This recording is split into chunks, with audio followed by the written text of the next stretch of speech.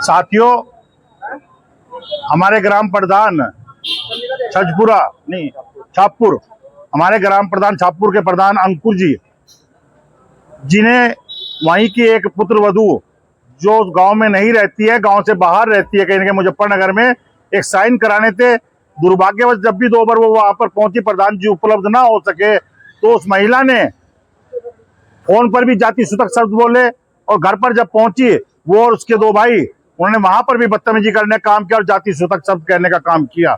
साथियों, हम कहना चाहते हैं, मौजूदा प्रधान है और प्रधान की अपनी एक सीमाएं, अपना एक दायरा होता है। प्रधान एक सम्मानजनक पद है, और अगर एक आम, चाहे महिला हो चाहे पुरुष हो, अगर उनको शब्दों का गलत इस्तेमाल करेगा, क्योंकि मेरे प्रधान जी ऐसी समाज से आते हैं और एक सम्मानजनक गांव में भी और समाज में भी उनका एक स्थान है।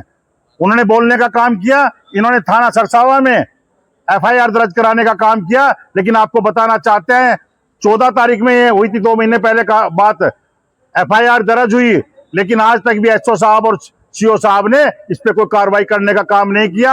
हम पूछना चाहते हैं एसओ साहब और सीओ साहब से आज कि क्या है कारण। वो है कि बिल्कुल जो वह है मोबाइल में, उसमें साफ जाति सूचक शब्द बोले गए हैं। उसके बावजूद जब वो उनके घर पर गए, प्रधान जी वहां पर ना मिले, वहां भी बदतमीजी उनके साथ होने का काम हुआ। आज तक कार्रवाई नहीं की जा रही है। दूसरा एक चीज और बताना एफआईआर ये भी है जो मैं बताना प्रधान जी का चाह रहा हूँ, ये भी उसी गांव का है। थाना सरसावे के एसओ इतने भ्रष्ट हो चुके हैं कि शायद किसी भी काम को करने का काम नहीं करते हैं। वो सिर्फ ये चाहते हैं कि धन बल से धन आ जाए, या कोई सिफारिश आ गई, पता की सिफारिश आई थी, विधायक जी की आई थी, और केस को वहीं रफा दफा करने का काम करते हैं। साथ ही साफ तौर पर कहना चाहते हैं, कप्तान साहब से मिलने आए हैं, उनसे गुहार लगाने आए हैं कि योगी जी और मोदी जी का जो एक जीरो टॉलरेंस का एक आख्या है कि बिल्कुल ना लेना ना देना, बिल्कुल साफ सुथरा, जो गलती करेगा उसे सजा होगी, वो आज कुछ ऐसे अधिकारी, भ्रष्ट अधिकारी, उस पर गुण विराम लगाने का काम कर रहे हैं, उनकी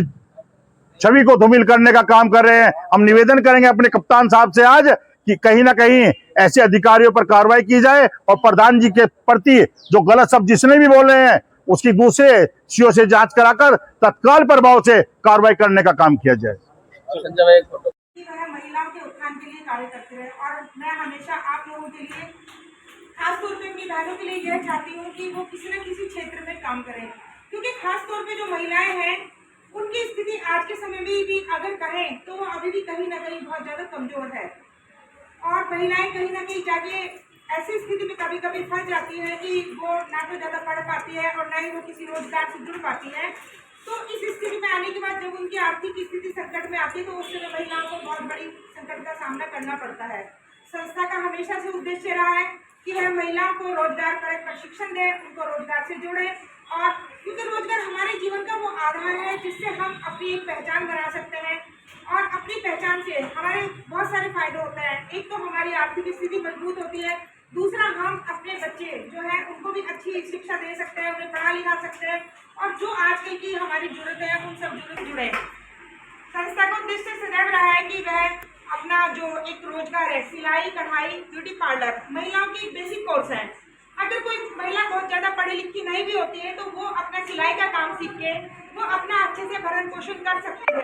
अगर पार्लर का काम आप लोग सीख सकते हैं तो ब्यूटी पार्लर आज के समय की मैं कहूँगी कार्यक्रम अर्चना ग्राम उद्योग सामाजिक संस्थान का रखा गया है, जिसका एक उद्देश्य है, क्योंकि आज का जो समय आ रहा है वो समय एक बहुत ज़्यादा विचारणीय है, क्योंकि जो पाश्चात्य रंग है हमारे बच्चों पर चढ़ता जा रहा है। और आज का जो विषय है वो यही है कि बदलते समय में हमारी संस्कृति के जो हमारे रंग हैं वो जो एक बहुत खूबसूरत हुआ करते थे वो सब खराब होते जा रहे हैं, क्योंकि क्या है कि हमारे जो भावी पीढ़ी है, हमारे जो बच्चे हैं, उनके ऊपर पाश्चात्य जो कहेंगे कि संस्कृति, उनके जो मोबाइल में भी, और उनका पहनना ओढ़ना, इस तरह का उनका रंग ढंग, और उनका हर तरह से, जैसे परिवार का अगर हम कहें एकल परिवार होते जा रहे हैं, बहुत सारी समस्याएं हमारे, मुझे लगता है कि हमारे समाज में बढ़ चुकी है।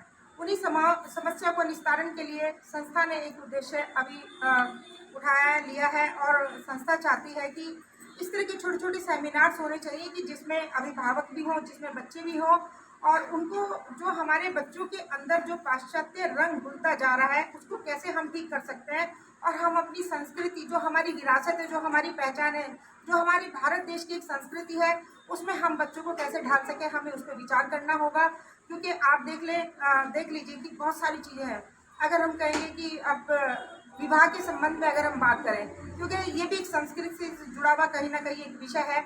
हमारे बच्चे जो है पाश्चात्य सभ्यताओं को देख देख के वो कहीं ना कहीं दूसरी जगह, दूसरे धर्म में, मैं कहती नहीं कि बुरा है, लेकिन फिर भी कहीं ना कहीं अपने माँ बाप का, अपने परिवार का, अपने खानदान का भावनाओं को सोचते हुए बच्चों को हमें ये शिक्षा भी देनी होगी कि उनको अपनी संस्कृति में ढल के अपने परिवार को, अपने संस्कार को नहीं भूलना चाहिए। आप पढ़ें, एजुकेशन प्राप्त करें, आप शिक्षा प्राप्त करें। शिक्षा प्राप्त करने का मतलब ये नहीं कि आप अपनी सोच को बदल लें। शिक्षा प्राप्त करने के साथ साथ आपको संस्कार भी ग्रहण करने होंगे, क्योंकि जो संस्कार है वही संस्कार हमारे जीवन की मूलभूत आवश्यकता है और वही हमें संजो के रखना है। और उसको कैसे संजोना है, इसमें कहीं ना कहीं मैं मानती हूँ कि अभिभावक का भी कहीं ना कहीं रोल है, क्योंकि वह अपने बच्चों को उस दिशा में नहीं ले जा पा रहे हैं। जैसे बच्चों ने कहा कि मम्मी मेरे लिए ये ठीक है, तो आप पेरेंट्स भी जो है उनको बोल देते हैं कि हाँ ठीक है, लेकिन पेरेंट्स को सिखाना चाहिए कि हमारी संस्कृति क्या है, हमारे जीवन में हमारे संस्कार सबसे ज़्यादा महत्वपूर्ण है। हमें उनके बारे में अपने बच्चों को बताना है, ज्ञान देना है। स्कूल्स में, कॉलेज में इस तरह के सेमिनार्स के आयोजन किए जाने चाहिए, क्योंकि कहीं ना कहीं इसका जो कुप्रभाव है वह कहीं ना कहीं हमें परेशान करने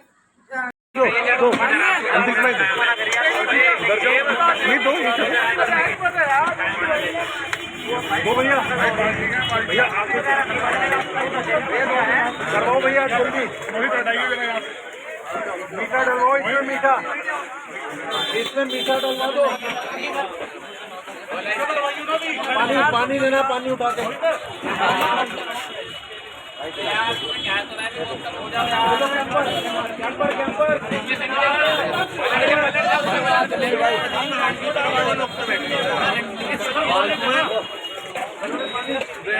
आओ अंतिक भाई,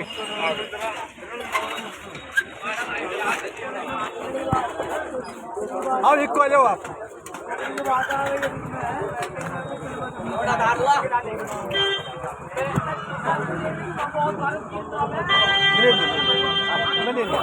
फोटो कैसी होगी? होगी फोटो?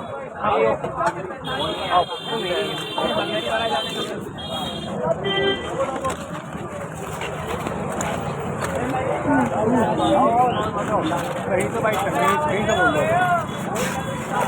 एक मिनट, अरे नहीं यही तो बोल दो यार, वो काम कर करना चाहिए। मार्केट के सभी व्यापारियों के सहयोग से आज हमने यहाँ पर एक बहुत ही सुंदर छबील का आयोजन किया, जिसके अंदर आप देख सकते हैं सुबह से यहाँ पर तकरीबन 11 बजे से यहाँ पर प्रभु की कृपा से हमने छबील लगा रखी है।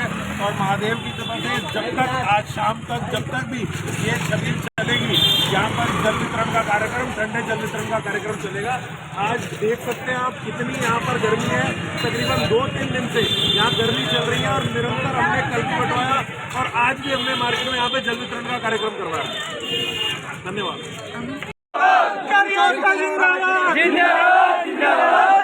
लेकर रहेंगे, लेकर रहेंगे, कर्मचारी एकता जिंदाबाद, कर्मचारी एकता जिंदाबाद, महिला शक्ति जिंदाबाद, नागरिक समाज जिंदाबाद। हाँ हेलो, कल की जो है ऐसा है, उस पर तो क्या मसला रहेगा? ऐसा रहा कि कर्मचारियों की इतनी जो हड़ताल चली गई थी, आज 8वां दिन था उसका हड़ताल का। कल यहाँ पर महापौर जी ने और डीएम साहब ने जो एक सहमति जताई थी, उस पर कर्मचारी जो हमारे साथी है उस पर सहमति नहीं है। जो कल उन्होंने कहा था अपने लेखे में कि 2100 रुपये कर्मचारी के बढ़ाए जाएंगे, आज हमने डिप्टी मेयर साहब से बात की, तो आज वो भी सिर्फ लॉलीपॉप देने का काम किया इसी विषय में। आज पूरे कर्मचारी, सफाई कर्मचारी जितने भी ठेका कर्मचारी हैं और भी साथी हमारे कल और ज़्यादा इकट्ठा होने का काम करेंगे।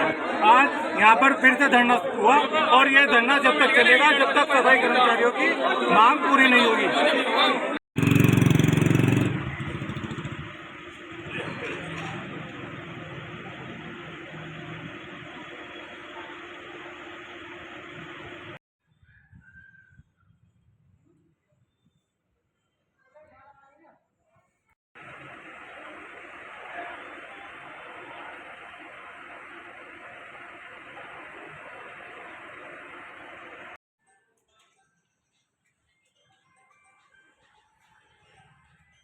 हाँ जी, 93 19 37 37 49 64।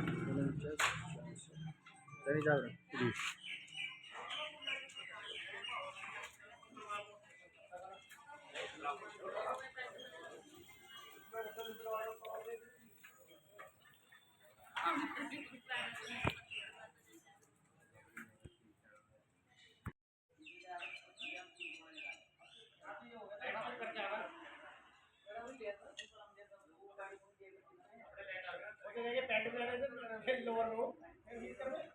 इस एरिया में 3 दिन से बिजली नहीं आ रहा है।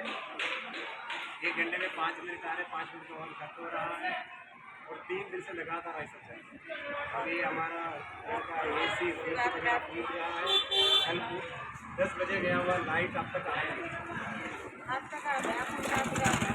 2 दिन 3 दिन ऐसी हो रखी है, प्रॉब्लम आ रही है, जा रही है और पानी की बहुत समस्या हो रही है। हमारे जो फ्रिज है और जो AC वगैरह है वो भी फूक चुके हैं वोल्टेज की वजह से, क्योंकि लाइट बार बार आ रही है, जा रही है, तो बहुत समस्या हो रही है, प्रॉब्लम हो रही है बहुत ज़्यादा। और ये दिक्कत ये हमारे को इससे ही हो रही है। यहाँ फोन भी नहीं उठाते हैं उन लोग, फोन करते हैं, उनको कॉल करते हैं वो भी नहीं उठा पाते हैं। ठीक है।